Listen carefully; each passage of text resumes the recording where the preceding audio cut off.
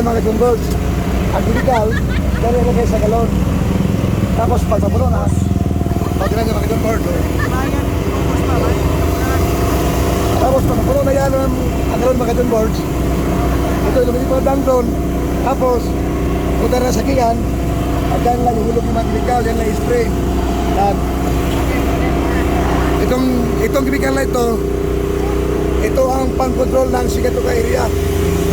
Ito ang pangano sa mga dahon. Ang chemical na ito ay siya ang mga laga sa dahon ng saging upang ang bunga ng saging, ang butas ay palagi malusog ng mga birds.